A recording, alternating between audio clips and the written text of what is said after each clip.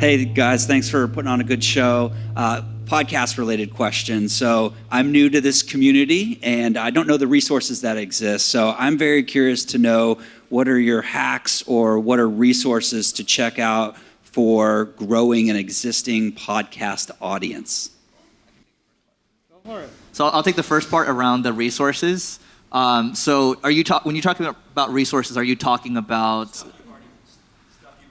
like tech too, or like mics to use? No, more marketing strategies, and maybe it's stuff you guys have already created that I just don't know exists yet. So we have a couple of, if you go to marketingschool.io, you can search and just type in podcast. There's a lot of stuff we have in there on how to grow the podcast audience.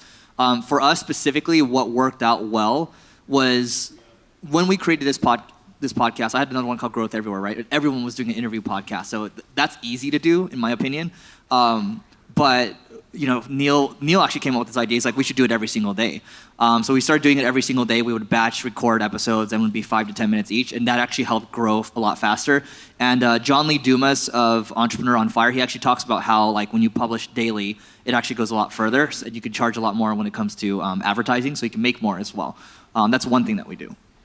And to make your podcast more popular, when you create more episodes, you'll notice that in Libsyn there's a setting where you can just list all your episodes, as many as possible. We did that, Eric did that, and we saw a huge uptick in downloads from that because then you're not limiting how many episodes show. That actually gives you a quick boost in traffic. Another thing you can do, and this is the easiest way to get a kickstart,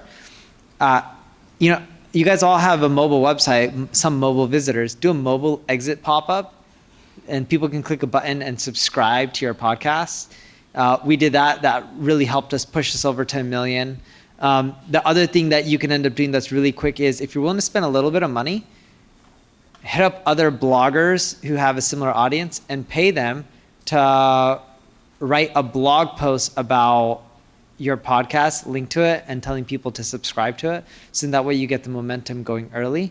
Eric does something at the end of every podcast. He always asks to rate, review, subscribe. Yeah, that works out really well too, because then that just gets more and more listeners as well. How did you two sort of meet? And then can you take us to like the first, like what's the best way to form a relationship and to like gain trust from somebody that you respect or somebody you want in your circle? You want me to go first?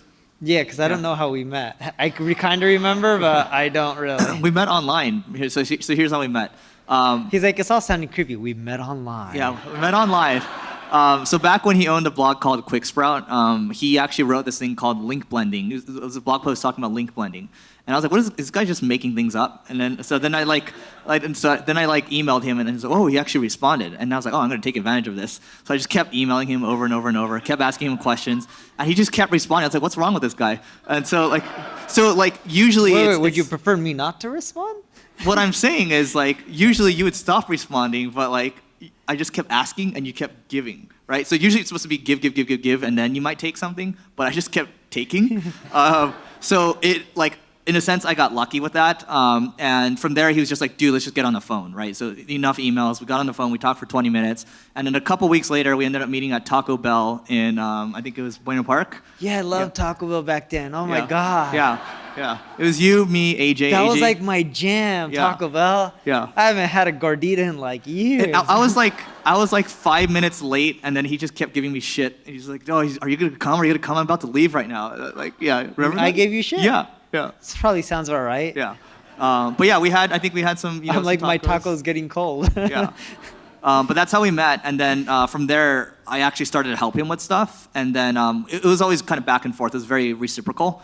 And then it became a friendship. And then that's how we're still talking today. Yeah. And the podcast started from... Oh, yeah. I gave that story earlier, too. So did I give it? So, yeah. You were talking to Syed as I was giving the story. So we were walking around in fancy Beverly Hills because you stay at the SLS. And we were talking. I was like, dude, the podcast has been really good, Growth Everywhere. And then you interpreted it as, let's start a podcast together. So you turned to me and you're like, let's do it. And then that's how we started this podcast. No, we did it in Vegas, though. We started the podcast in Vegas. So we started recording in Vegas when it was hot. And you had to turn the AC off because it would get too echoey. and then it would go up to like 100 degrees, and then we'd have to like turn it back on. Yeah, I remember that. So that's how we started. I think that's in terms of how to like duplicate. You probably don't want to duplicate that. But when I'm thinking about all the relationships I've built, Yaniv's a really good example. He's coming up next, and Syed's a really good example as well. So Syed, I met him when I was working at Treehouse. He actually remembers me more than I remember him because I think I asked him about something about affiliate stuff, and then we didn't work out a deal, but that's how we got in touch. And then we actually ended up meeting in person. But we started trading tactics with each other. Like, this is what's working, this is what's working. When I met with Syed, he listened to the Growth Everywhere podcast, not Syed, Yaniv, and I spoke at his conference, but we just hit it off immediately because we just started sharing things, and we had many things in common. So I think the key thing is sharing things, and then having things to share, meaning that you're actually doing things, that takes you a long way. Chance for you to plug. You have an upcoming live workshop. Can you explain some of that? Yeah. So do you want to explain it, or I can do it? Yeah, I'm gonna give you the honest version. I don't know if you're gonna like it. The honest version is we're like, let's do live workshops. Let's talk about it on marketing school, and then based on that, we'll see what happens. Yeah. So the live workshop is from. So I used to be in a couple of different groups. So we talk about masterminds being important, right? So it's this intimacy that we have over here. But there's also business owners that are, let's say they're doing over $1 million in revenue. They want to have a community to bond around. And so, like, I've been in a couple in the past where I got a lot in terms of value. And, you know, sometimes it's really good content. Sometimes maybe the people don't align. Sometimes the people are really good. Maybe the content's not as good. But because we've built this community, we want to be able to do these live intensives every single month and, you know, have an intimate environment. It might be like, I don't know, less than 50 people or something like that. But we're going to do it once a month, bring in speakers based on what people need, business owners or marketers, and then we'll help people workshop out the best way to grow their business. And then, yeah, that's basically it. Yeah. And you can just go to marketingschool.io/live for the application. Eric thought it through much more than me. Yeah.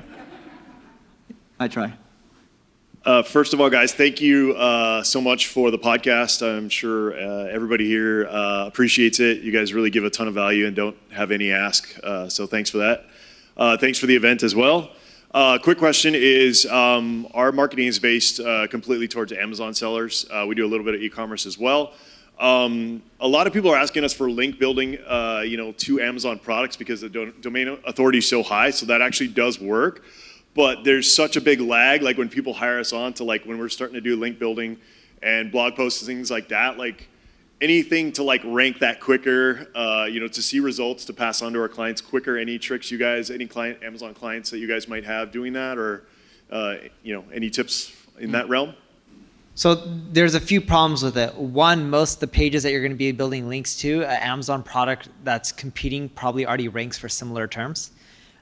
Google's not going to rank 5 Amazon or 2 Amazon different products on page 1. In theory, they could rank 2, but it becomes tougher and tougher. Usually, they just want to only rank 1. So you got to build more links. It has to take more time. Don't expect it to happen quick, even if people want it. The longer they start every year, it's going to take longer and longer because SEO's, the biggest trend has been in SEO. It takes longer to get rankings, and every year it takes longer than the year before.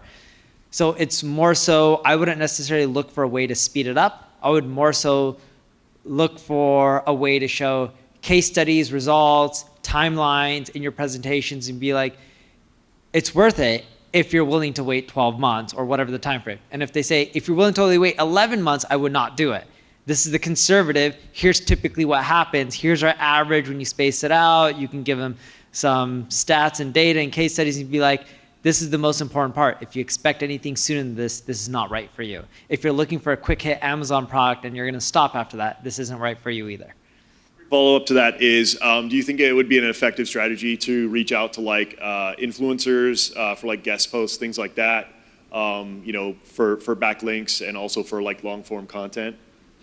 You could, but I believe the correct approach would be to no follow some of that stuff because you would probably pay the influencers or you'd give a free product. I believe FTC guidelines state because it's some sort of promotion needs to be disclosed and Google would want that no followed. But you could do that.